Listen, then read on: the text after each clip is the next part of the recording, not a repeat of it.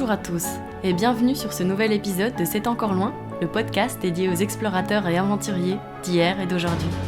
Tous les 15 jours, nous vous emmenons à la rencontre de personnalités exceptionnelles et de récits d'aventures à en frémir d'excitation.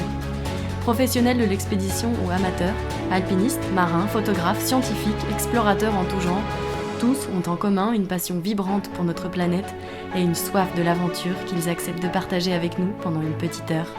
L'objectif ? Vous faire rêver et peut-être même vous transmettre l'inspiration nécessaire pour faire vos valises. Alors, prêt ?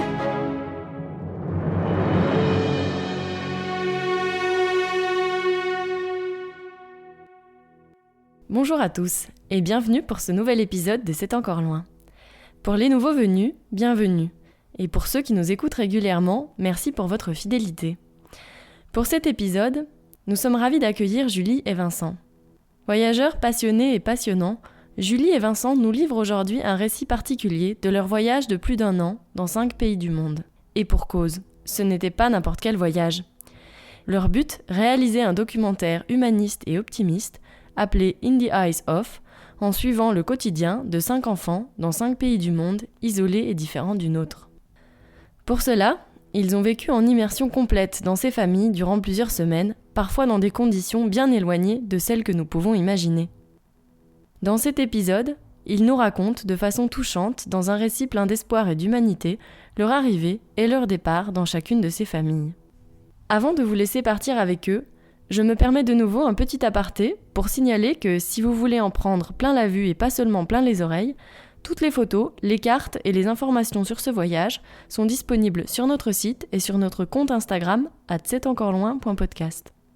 Par ailleurs, nous avons besoin de vous pour faire connaître le podcast. Pour cela, vous pouvez nous laisser 5 étoiles sur Apple Podcast ou iTunes, vous pouvez en parler autour de vous et vous pouvez le partager sur Instagram. Ça prend 2 minutes et c'est très important pour nous, mais aussi pour vous, car c'est cela qui nous permet d'avoir des invités toujours plus incroyables à vous proposer. Dans tous les cas, 1000 merci et bon voyage autour du monde.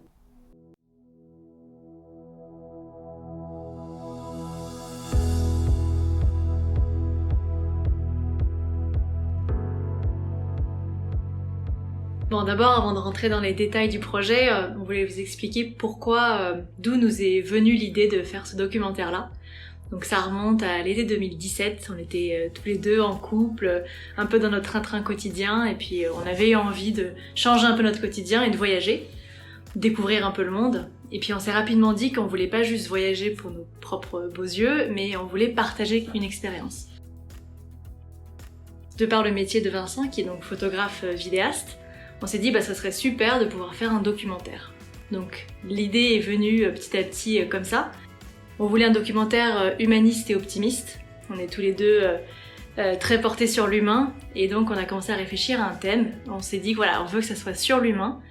Et puis petit à petit on s'est dit on a trouvé le nom du projet, c'est In the Eyes of, dans les yeux d'eux. Et ça sera un documentaire humaniste et optimiste à la rencontre des enfants du monde. Du coup, pendant 1 an, avec Julie, on est parti dans 5 pays. On est parti l'été 2018 et on avait choisi avant de partir 5 pays aux caractéristiques environnementales radicalement différents les uns des autres pour pouvoir se concentrer sur des modes de vie différents et de voir la capacité que les individus et que les enfants plus particulièrement ont de s'adapter à leur environnement. L'idée, ça a été donc de choisir des pays qui étaient assez méconnus et qui nous attiraient aussi clairement. On a commencé par la Papouasie-Nouvelle-Guinée, donc de l'autre côté du globe, avec le milieu au milieu de la jungle où les gens vivent de manière assez rudimentaire.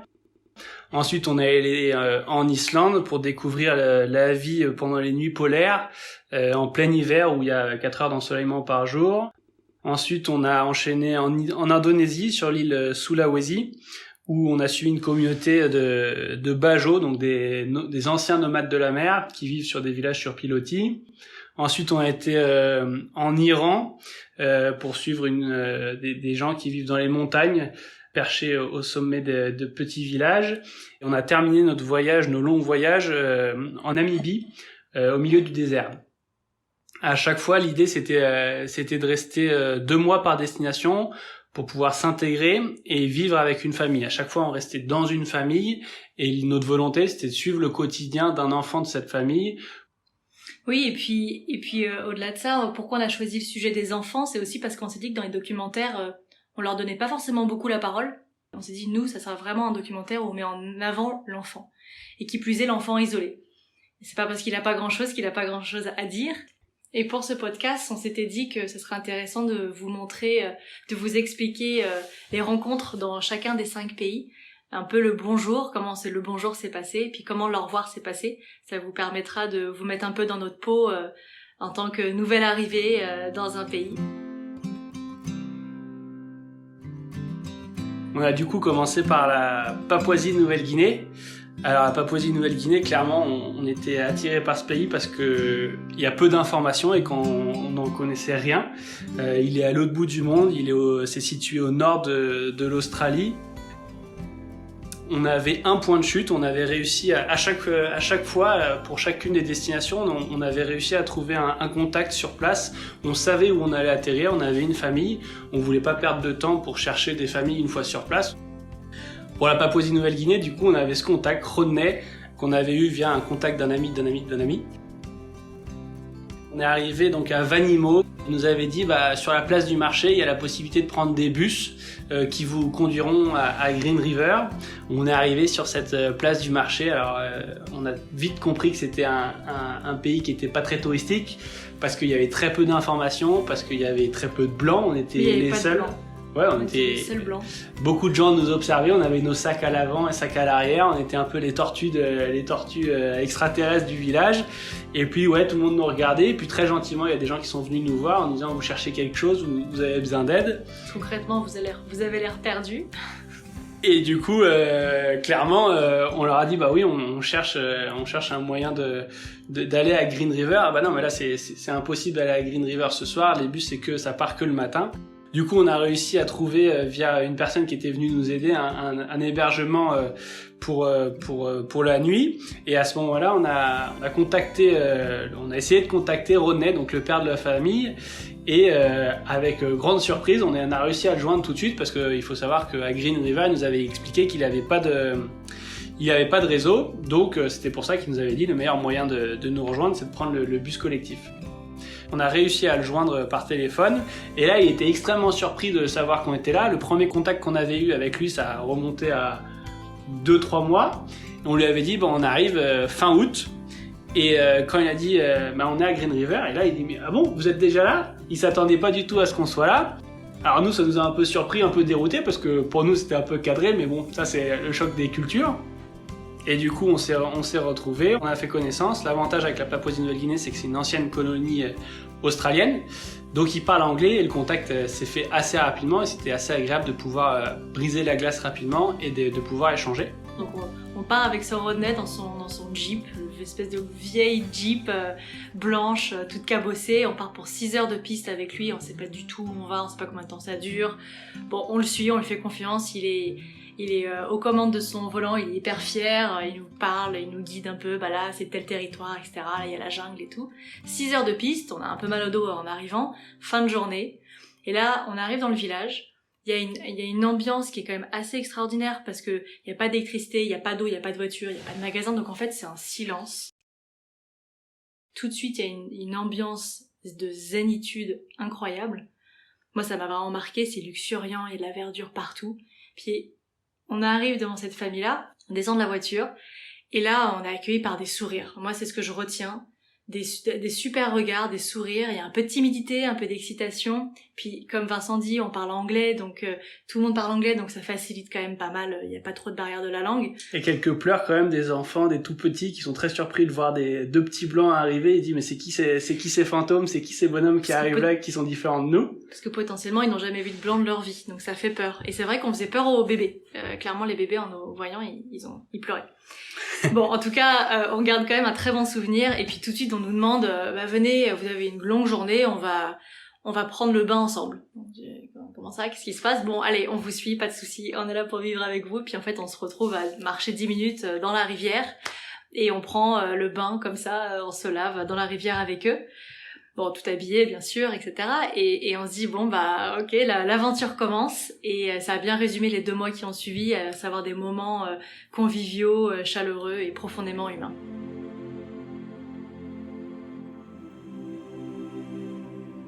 Ensuite, après ces moments au milieu de la jungle, après 2 mois au milieu de la jungle, on a pris la direction de l'Islande. En 48 heures, on a été catapulté dans un pays qui n'a strictement rien à voir avec là où on vivait. On a perdu 30 degrés, on a perdu 90% d'humidité, et on est arrivé dans un pays qui ne ressemblait strictement à rien de ce qu'on avait vu dans les 2 mois qui venaient de s'écouler. Moi, ce qui m'a surpris tout début quand on a survolé l'Islande, c'était de voir une terre sans arbres. Il y avait 2 arbres au kilomètre carré, une plaine toute blanche.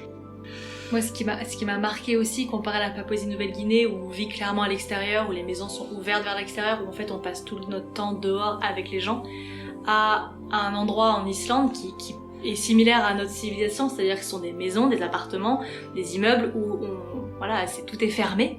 On voit pas, on peut passer des années à vivre à 1 mètre de son voisin et sans jamais le rencontrer.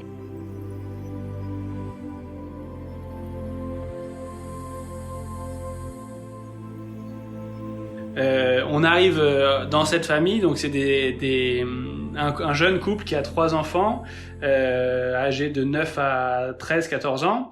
C'est des personnes qui sont en reconversion professionnelle et ils viennent de récupérer une ferme où ils ont 300 moutons. Et donc on arrive dans leur maison et on leur explique un peu le projet. Alors on a aussi cette facilité de la langue parce qu'ils parlent vraiment super bien anglais, donc l'échange se fait très facilement. Il n'y a pas la timidité qu'il y avait en Papouasie-Nouvelle-Guinée. On leur explique qu'on arrive justement de ce pays-là. Ils disent mais c'est où, à quoi ça ressemble. Alors là du coup on leur montre des photos, et puis c'était ça aussi l'idée du projet, c'était de pouvoir au cours de l'année pouvoir partager ce qu'on vivait pendant l'année avec les gens qui nous recevaient. Et là on a tout de suite senti une curiosité de la part de ces Islandais qui n'avaient jamais vu de papou, qui n'avaient jamais vu les habits traditionnels et les chants traditionnels. Donc on leur montre ces vidéos, et puis on leur montre aussi la manière dont vivaient les enfants. On leur a fait une courte vidéo pour leur montrer. Et donc ça a été marrant, c'était des réactions qu'on n'aurait pas forcément pu imaginer. Et pendant tous les 2 mois, on a découvert un autre style de vie, vraiment plus isolé, où on n'a pas rencontré grand monde. Ils vivent de manière un peu insulaire. On a découvert un nouveau mode éducatif parce qu'on a pu suivre les enfants à l'école, et on a découvert un modèle scolaire qui est vachement porté sur l'autonomie des enfants, sur la curiosité, et ce qui était vraiment une réalité parce que encore une fois on avait pas mal d'interactions avec les enfants sur comment ça se passe chez nous, comment ça se passait en Papouasie-Nouvelle-Guinée, et c'était assez intéressant de pouvoir parler de tout ça. Après, notre chemin nous mène en Indonésie, sur l'île Sulawesi. Donc là, changement de décor, milieu aquatique. Donc on découvre une famille qui vit sur une petite maison en bois sur pilotis, sur l'eau. Et là, c'est la première fois où il y a une réelle barrière de la langue. Puisque la famille ne parle pas anglais, ni français bien sûr, et nous on parle pas un mot de bahasa indonésien qui est la langue locale, et encore moins leur dialecte. Donc il y avait quand même plusieurs barrières, et donc on arrive en famille très chaleureuse, très timide, très timide, et puis là on est confronté pour la première fois à cet obstacle et on se dit bon, comment créer le lien quand il n'y a pas le langage en commun. Et on avait quand même 2-3 astuces au cas où, pour ce genre de blocage. On avait ramené des petits Scooby-Doo. Vous savez, les Scooby-Doo, c'est des petits fils colorés qu'on peut assembler pour faire des tresses. Une activité qu'on adorait quand on était jeune. On l'avait prise parce que on s'était dit que c'est pas une activité qui nécessite une langue. Une communication verbale. Et ça fait appel à la créativité de chacun. Donc on le tend un peu aux enfants. Tout de suite, ça apprend, on leur explique. Et puis il se trouve que c'est une famille de pêcheurs qui ont vraiment l'habitude, ils ont des filets de pêche et ils ont l'habitude de tresser.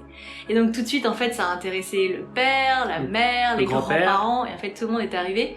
Et en fait ça a créé un super lien tout de suite sans avoir à communiquer. Et on s'est retrouvés dans une scène où on était tous assis par terre dans cette petite maison et on avait tous des Scooby-Doo à la main et tout le monde se regardait en train de tresser. Il y avait des sourires, il y avait de la timidité et cette interaction elle était assez agréable en l'espace d'une demi-heure, on avait réussi à créer un échange sans même avoir la parole. Et ça nous a donné un peu le ton de ces 2 mois où, à partir de peu de choses, on a réussi à créer du lien avec cette famille indonésienne. Pour enchaîner ensuite pour le 4e et avant-dernier pays du projet, on est allé en Iran. L'Iran, c'est un pays assez méconnu et on avait choisi les montagnes. On avait réussi à avoir le contact d'une famille via un ami d'un ami que je connaissais qui vivait là-bas, dans le nord de Téhéran. Il vivait dans un petit village qui s'appelle Ir, et du coup on a réussi à rejoindre ce village via le contact d'un ami qui nous a conduit là-bas, qui parlait un peu anglais. Du coup on a échangé dans cette voiture où on lui a présenté un peu le projet, il comprenait ce qu'on faisait. Il nous a conduit dans ce village où après 4 heures de voiture, on est arrivé dans un village où le brouillard était très bas, un village de montagne, peu de gens dans la rue, la nuit commençait à tomber, et là il y a un monsieur qui sort d'une maison et qui vient dans notre direction. Il commence à prendre nos valises et là on comprend vite que on va le suivre parce que finalement il prend nos bagages, mais il y a aucun contact ni physique ni dans le regard. Et encore moins pour moi qui est une femme. Il m'a à peine regardé, bien sûr il n'y a pas de poignée de main pour se présenter, et on commence à découvrir un peu l'Iran, qui est un pays où il y a beaucoup de coutumes très différentes des nôtres, et notamment cette façon de se présenter. Nous ça nous paraît un gage de politesse de se présenter avec une poignée de main, et clairement là-bas c'est interdit entre un homme et une femme qui ne sont pas de la même famille. D'ailleurs, on s'est pris quelques vents, là. On a pris quelques vents. On tendait la main, et puis là, ah non, mais là, on va pas vous serrer la main, on fait pas partie de la même famille. Ah oui, pardon. Du coup, on disait bonjour avec la tête. Ouais, c'est pas évident, on n'a pas la même, pas les mêmes habitudes. Ouais, c'est un des pays où la culture est vraiment à l'opposé de notre socle culturel ou nos habitudes occidentales. Et donc là, le premier bonjour pouvait être assez froid, parce que il y avait pas de contact physique. Et encore moins de contact au niveau des yeux. C'était très très froid. Et du coup, on suit cet homme qui a pris nos bagages, on arrive dans une maison. Là, on comprend du coup, sans explication, que c'est le père de la famille dans laquelle on va vivre. On arrive dans un grand salon, sans meubles, où le thé est déjà prêt. Il y a 4 enfants, 3 filles et un petit bonhomme. Ils nous regardent avec des grands yeux, ils nous voient passer comme ça, on pose nos bagages. Je pense qu'on est aussi intimidés qu'eux. Et puis là, on commence à nous servir le thé. Notre contact local nous introduit. Alors clairement, on comprend strictement rien de ce qui est dit, parce que le farsi, c'est quand même pas une langue qui est facilement compréhensible si on la parle pas. Et puis au bout de 10 minutes, un quart d'heure, notre contact qui parlait un peu anglais nous dit je vais vous laisser. Et là, on lui dit à bientôt. Alors là, grand moment de solitude, parce que autant l'indonésien, on avait un petit dictionnaire et c'est les mêmes alphabets, autant le farsi, ça n'a rien à voir. Et là, c'était quand même, j'étais contente de pas être seule à ce moment-là. On se regarde avec Julie, et puis toujours pareil, il y a cette faculté que les enfants ont de briser la glace et commencent à nous regarder. Nous, on avait quand même un petit livre où il y avait des traductions anglais-farsi, mais alors comme l'alphabet n'avait strictement rien à voir, on regardait un peu en anglais, et puis on regardait la signification en farsi. Et puis ça a été toujours pendant les 2-3 premiers jours, il y avait vraiment cette phase d'observation où nous on n'avait pas envie de les froisser dans quelques gestes qui pouvaient mal interpréter, et donc il y avait ce jeu de timidité, de curiosité, où les enfants venaient souvent vers nous plus que les parents. On avait le jeu de Uno qui était aussi un excellent moyen d'interaction avec les enfants. Donc on leur a montré tout le jeu, on a commencé à jouer, et je pense qu'on n'a jamais autant joué au Uno que dans ces 2 mois en Iran. Et puis on a du coup réussi à créer quand même un super lien, et la preuve en est au moment de se quitter. On arrive vers les enfants, c'est une famille qui n'est globalement pas très tactile, et je pense qu'en Iran globalement ils sont pas très tactiles. Il y a une certaine pudeur, et au moment de dire au revoir aux enfants, il y a quand même des câlins, des échanges, donc c'est quand même agréable. Et puis moi je me rappelle, j'arrive devant le père de famille qui est toujours assez froid. Morsal. Je me dis mince, Morsal, comment est-ce que je vais lui dire au revoir, surtout après avoir fait des câlins assez chaleureux aux enfants. Et puis là il me regarde, j'attends un peu de voir sa réaction, puis il me fait un énorme sourire, et là il me tend la main, et là je prends sa main hyper contente. Je me dis ça y est, on a réussi à briser on a réussi à créer un lien. Et ça vous paraît peut-être rien, hein, juste de serrer la main, mais c'était énorme, ça voulait dire qu'il nous avait intégrés dans sa famille. Et moi, j'avais envie de continuer de le prendre dans mes bras, bon, je me suis retenue. Mais c'était vraiment un aboutissement de 2 mois d'efforts, parce qu'à chaque fois, dans chaque famille, on fait quand même beaucoup d'efforts pour s'intégrer. Donc ça, c'était l'Iran. Et on termine par la Namibie. Donc la Namibie complètement désertique. Donc là, on change aussi complètement de décor. Donc là, on avait choisi, on est déjà à 10 mois de voyage et on est encore une fois catapulté dans un autre environnement qui n'a strictement rien à voir avec tout ce qu'on a pu découvrir. Excuse-moi, je te coupe, mais c'est vrai que c'est pas évident à chaque fois de quitter une famille. Parce qu'on a établi des liens, ça se passe en plus en règle générale bien, et à chaque fois c'est recommencer, c'est un peu comme recommencer une relation, on doit réapprendre à connaître l'autre, à se faire accepter, et c'est pas évident, et c'est vrai que pour le dernier pays, plus ça allait dans l'année, plus c'était difficile à chaque fois de quitter les personnes pour en rencontrer de nouvelles. Et du coup on est arrivé en Namibie où là on avait choisi une famille et un peuple, les Imba, qui sont des éleveurs qui vivent au milieu du désert et qui vivent de manière très traditionnelle avec très très peu de choses pour évoluer dans leur quotidien. Pour réussir à trouver un contact d'une famille en Imba, on avait un contact local qui était interprète, qui était issu d'une famille Imba et qu'on a rejoint dans la capitale et qui nous ont conduits au nord du pays. Et en fait, elle nous a emmenés chez sa tante qui vit encore de manière traditionnelle. Nous, on s'attendait à arriver dans un village et en fait, on est arrivé dans le village et là, on a été accueillis par le père de famille et le père de nos familles nous a dit ma femme et mes enfants ont dû partir du village à cause de la sécheresse que connaît le pays. Ça fait 3 ans qu'on n'a pas eu de vraie pluie et pour notre troupeau, on est obligé de quitter le village et on essaye de trouver des pâturages pour donner à manger à nos animaux.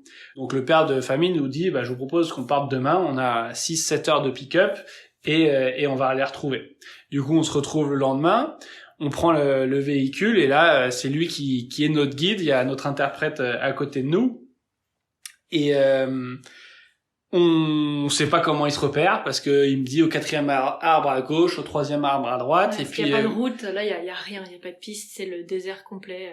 Total, on est à sa merci et on attend juste qu'il nous explique où on va. Puis au bout de 6 heures de route, la voiture s'arrête. Mais alors il y a rien pour autant dans le paysage, il y a pas de village, il y a rien. On me dit qu'est-ce que si on fait une pause, puis on nous dit non, c'est là où ma famille habite.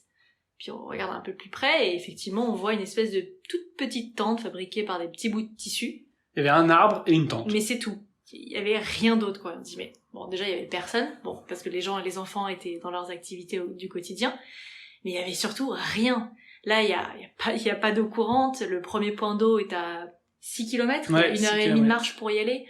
Bon, il n'y a pas d'électricité, bien sûr, il y a pas d'humain, enfin, c'était très étrange. Et puis, c'était au coucher du soleil, et puis là, tout d'un coup, on sent qu'il y a quand même une journée bien rythmée.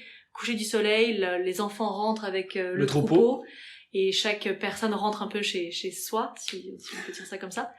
Et puis là, nous, on est un tout petit peu flippés quand même, parce qu'on se dit, il y a quand même rien, et puis on va passer plusieurs semaines ici. Et en même temps, c'est ce qu'on aime aussi, c'est de... Ouais, là, on a été complètement sortis de nos habitudes et de tout ce qu'on avait pu vivre. On avait cru qu'on avait vécu déjà beaucoup de choses pendant les 10 premiers mois de voyage. Et là, on est encore dans un environnement qu'on n'aurait jamais pu imaginer avant. On est face à un nouveau style de vie. Et en effet, de cette tente sort la maman de Ourira Serra, qui est la jeune fille qu'on a suivie pendant les plusieurs semaines en Namibie. Et c'est vrai que ces premiers instants où cette découverte de leur habitation, de leur habitat était assez surprenant. Et on a découvert qu'ils vivaient quand même de manière plus que sommaire, avec les enfants qui dormaient dehors et les parents qui dormaient sous la tente. Et ce premier soir a été assez inimaginable, où on s'est retrouvé au milieu du désert sous la Voie lactée splendide, le feu qui permettait de faire bouillir l'eau. On s'est retrouvé avec l'ensemble de la famille autour du feu. Et là, ils avaient été très très surpris de nous voir ici. Grâce à l'interprète, comme on disait, on a choisi d'avoir une interprète uniquement pour ce pays, et ça a été un moyen de discuter un peu plus facilement avec eux. parce qu'ils parlent un dialecte, donc il y avait aucun moyen d'avoir un dictionnaire. On était vraiment sans moyen de communiquer, et ils nous posaient des questions via notre interprète, et ils se posaient la question de savoir pourquoi deux blancs qui ont la possibilité de tout avoir se retrouvaient au milieu du désert à vivre comme eux pendant plusieurs semaines. Et on a partagé encore plusieurs semaines. Alors là, on a dû restreindre un peu plus notre séjour avec les Himba, parce qu'on était sur les rotules et que notre organisme n'est pas aussi résistant qu'eux, et on est resté 4 semaines en tout avec eux, parce qu'on était bien fatigués, mais qu'ils ont une vie super dure et qu'on peut pas s'improviser Himba. Enfin, ils mangent la même chose tous les jours, que 2 repas par jour, ils s'hydratent quasiment jamais. Enfin, c'est des surhommes. C'est une survie, en fait. C'est vraiment ça, un peu le résumé aussi de la Namibie. Et pour autant, on a vraiment apprécié aussi rencontrer les enfants, et on a réalisé que beaucoup d'importance était portée aux enfants. Ils sont donc semi-nomades, ils sont bergers, et ce sont les enfants qui s'occupent du troupeau, qui vont emmener les animaux pour essayer de manger et trouver de l'eau. Et la petite Wapeta qu'on a suivie, qui avait 9 ans, c'était elle qui s'occupait du troupeau, qui est l'élément le plus important pour la famille. Avec Ourira Serra qui est sa grande sœur, et en effet qui s'occupe de la seule richesse de la famille. Et c'était une belle leçon d'humilité. Du coup, pendant un an, on a pu découvrir plein de communautés variées qui vivent de manière totalement différente. Et nous, ce qui nous a profondément marqué, c'est cette symbiose qu'ils ont entre eux, cette connectivité qu'ils ont entre eux, où comme disait Julie, ils s'entraident, ils sont toujours ensemble, ils vivent loin de toutes les commodités qu'on peut connaître, et pourtant ils sont heureux de vivre là où ils sont. Alors forcément, les Himba, ils subissent un peu plus les conditions climatiques, mais toutes les autres familles, on n'a jamais senti de jalousie ou un caractère envieux de ce que nous on pouvait connaître dans notre société. Ils étaient curieux, ils posaient des questions, ils s'intéressaient au style de vie qu'on pouvait avoir. Et ça a été pendant une année des rencontres. Et en ces temps de Covid, on réalise aussi justement cette importance que sont les interactions sociales. Et pendant un an, on s'est enrichi de ça, et ça a été une expérience extraordinaire.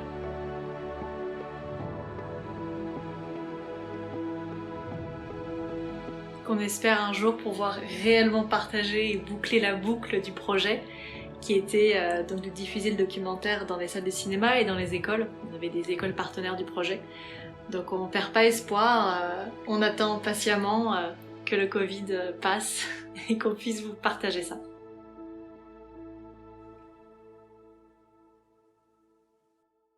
Merci beaucoup d'avoir pris le temps de partager ça. Déjà, je pense qu'on va pouvoir faire un partenariat avec Uno, parce que vous êtes les deuxièmes à nous parler de jeux de Uno dans des voyages comme ça. Donc je pense que c'est une facteur clé de succès, en fait. Conseil à tout le monde, ne partez pas sans. C'est possible. Mais le Scooby-Doo, par contre, c'est la première fois. Ouais, le Scooby-Doo, c'est mieux. Très utile, très pratique, le Scooby-Doo. Première question, peut-être juste sur le fait d'observer des communautés qui sont souvent isolées, etc.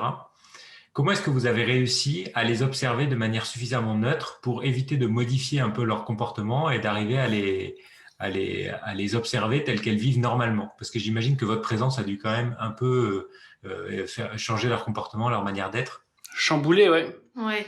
Oui, il y avait toujours une phase d'observation.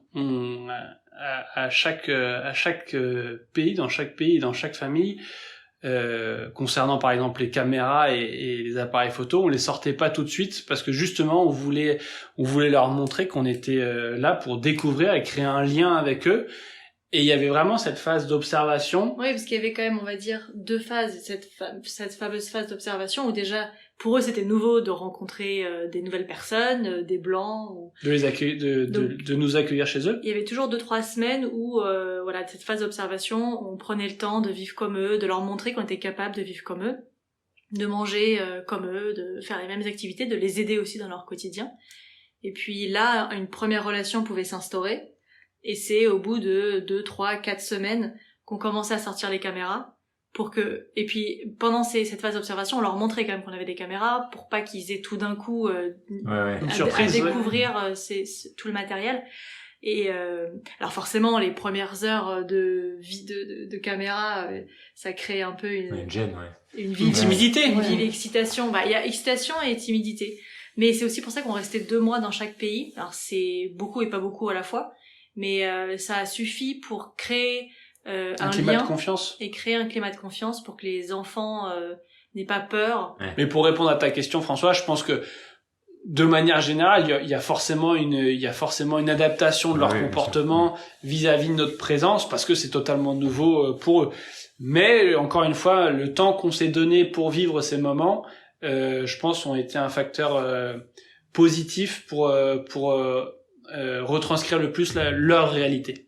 Ouais. Donc en fait, c'est par je dirais la participation à des activités avec eux et le fait de vraiment authentiquement partager leur quotidien pendant plusieurs jours et plusieurs semaines, qui crée suffisamment de légitimité et de connivence malgré la barrière culturelle et la barrière de la langue pour que oui, tout à fait.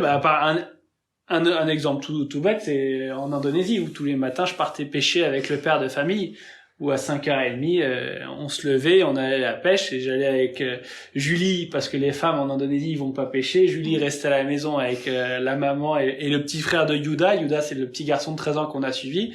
Yuda partait à l'école, Julie restait à la maison avec Farid, le petit frère de Yuda, et la maman, et puis moi je partais pêcher.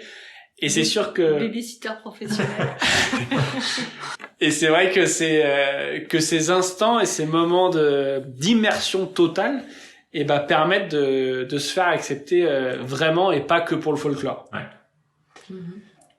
Et est-ce que vous pouvez nous parler un petit peu plus de ce partenariat que vous aviez fait avec l'Éducation nationale, et je pense que vous avez travaillé avec des classes en particulier. Qu'est-ce que c'était ce partenariat, ces projets? Donc en fait, comme le documentaire était basé sur les enfants, on s'est vite dit qu'il y avait un échange sympa à créer entre les enfants français et les enfants de nos pays. Et donc avant de partir, en fait, on a établi des partenariats avec certaines écoles en France, et par l'intermédiaire d'un blog qu'on avait créé, qu'on alimentait dès qu'on avait un peu internet, avec des articles, des photos, des vidéos. Des quiz, ouais. Des quiz, on venait donner la possibilité aux enfants français de nous poser des questions. Et en réalité, poser des questions aux enfants qu'on rencontrait, mais donc via nous. Et se sont créés comme ça un super échange, que ce soit virtuel ou même par rapport avec des dessins aussi. Entre chaque destination, on rentrait en France, et en fait, on venait récolter des dessins des enfants français qu'on ramenait en main propre aux enfants de nos pays. Et ça, c'était un réel plus d'avoir une preuve un peu matérielle. Il y avait des cours de langue aussi. On apprenait le français aux Indonésiens, on apprenait l'indonésien aux Français, puis on les filmait tous. Alors c'était énorme, ils rigolaient comme pas possible en s'entendant parler une autre langue. Et ça c'était génial. Il y avait des cours des recettes aussi de cuisine où on disait aux enfants français, challenge, on n'a en Papouasie-Nouvelle-Guinée, il n'y a pas d'électricité. Il n'y a pas de four. Donc il n'y a pas d'électricité, donc il n'y a pas de frigo, donc il n'y a pas de beurre, il n'y a pas, voilà. Qu'est-ce qu'on peut faire en cuisine sans tout ça? Et du coup, on s'est retrouvés à faire des chaussons à l'ananas, parce qu'il y a plein d'ananas en Papouasie-Nouvelle-Guinée. Et donc tout au long de l'année, il y avait cet échange avec les écoles françaises qui aurait dû aboutir à la fin un visionnage une projection de documentaires dans les écoles partenaires. Il y avait une 20aine d'écoles partenaires en France, un peu réparties partout en France.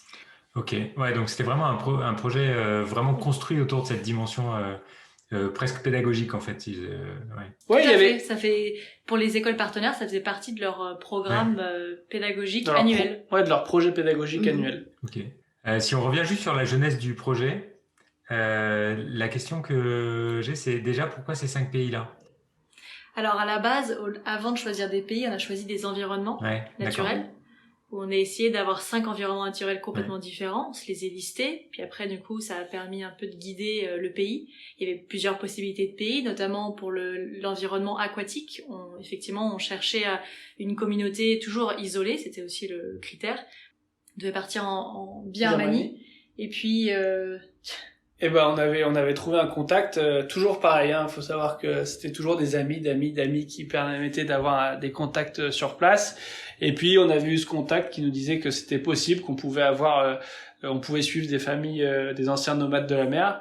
Et puis on était en Islande et là on n'avait plus trop de réponses. Puis un jour on reçoit un mail, il dit je suis pas sûr que pour illustrer un documentaire humaniste optimiste ça soit le bon endroit.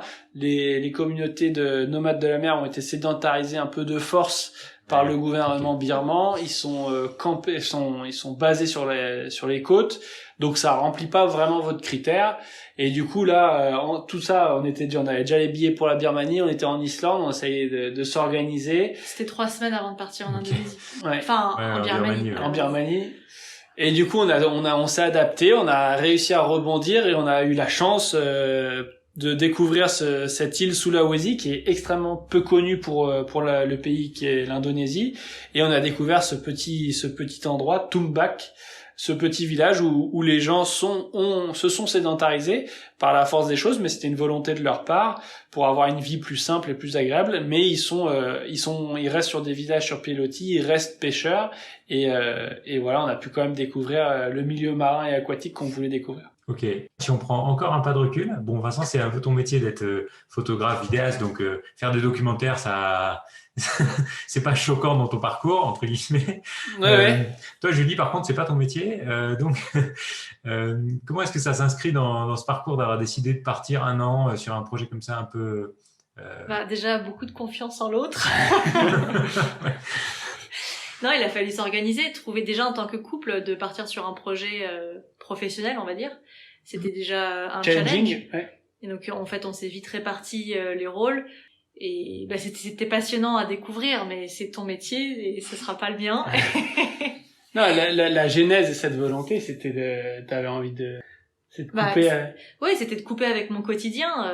Moi, j'étais en CDI, en marketing. J'aimais bien ce que je faisais, mais j'avais envie de découvrir autre chose. Au-delà de voyager, de découvrir quelque chose pour soi-même, on avait cette volonté de créer un projet à deux pour transmettre des choses. Ouais. Pour rebondir sur ce que dit Julie, c'est sûr que donc on avait chacun nos activités. Moi, dans mon métier, ça fait 7 ans que je fais ce métier, que j'ai eu la chance de beaucoup voyager, de voir beaucoup de pays, et à chaque fois, je répondais à des commandes de clients.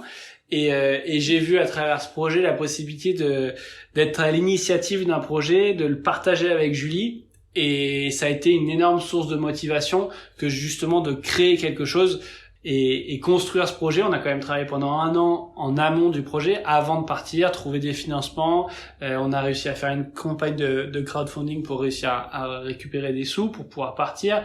Et tout ce travail-là, ça a été c'est notre premier petit bébé à tous les deux, et on l'a porté avec cœur et passion, et on a vraiment hâte de pouvoir le partager avec le plus grand nombre. On a hâte de le voir en tout cas.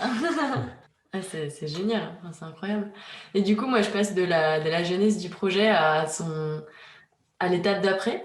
Maintenant que vous avez fait ça une fois, est-ce que ça vous plairait? Bon, j'ai bien compris qu'il y a encore le documentaire à sortir et tout, mais si on voit un peu plus loin, ça vous plairait de recommencer? Est-ce que vous auriez d'autres projets? Surtout, vous devez reconnaître un rayon en pédagogie, un truc comme ça, donc ça fait toujours ça de...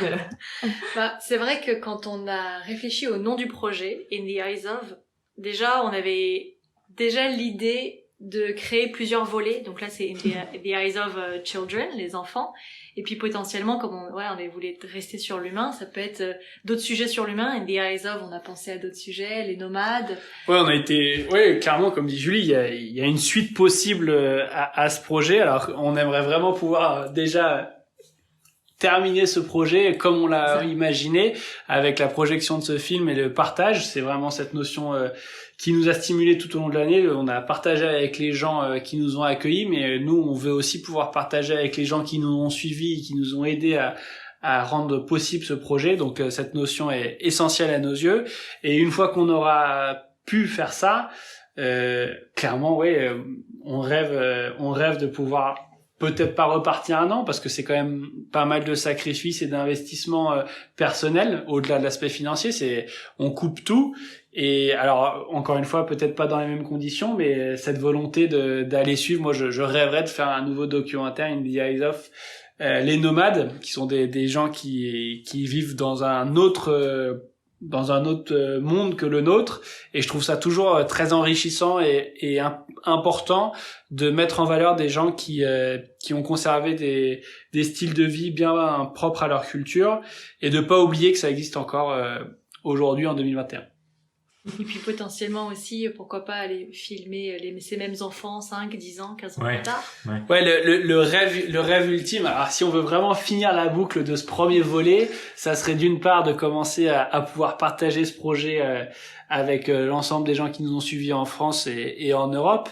Mais là, on rêverait aussi de pouvoir diffuser ce film et aller leur montrer dans chacun des pays. Alors ça, c'est le rêve ultime de retrouver en Papouasie-Nouvelle-Guinée avec un petit vidéoprojecteur, un générateur et puis installer un cinéma en plein air et montrer ça aux papous. Ça serait vraiment fabuleux. On espère. Fabuleux pour eux, on aimerait.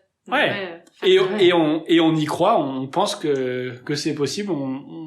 Ce projet nous a montré que quand on a envie, on peut. Donc on va croire à nos rêves et nos envies et on espère qu'un jour ça pourra se concrétiser. Si là il y a des auditeurs qui nous écoutent et qui se disent ah bingo, moi vas-y, j'aimerais bien faire un truc comme ça, quel conseil vous donneriez à quelqu'un qui veut se lancer dans un projet un peu comme ça? Va au bout de tes rêves. Fonce. Réfléchis pas trop et vas-y. En fait, je trouve que dans notre société, on a souvent tendance à se mettre des barrières. On se dit tiens, peut-être que lui il pense que je devrais pas faire ça ou peut-être que c'est pas le bon moment parce que il y a le boulot, qu'il y a une promotion qui m'attend, il y a l'envie de faire un bébé, il y a toujours on trouve toujours 1000 excuses.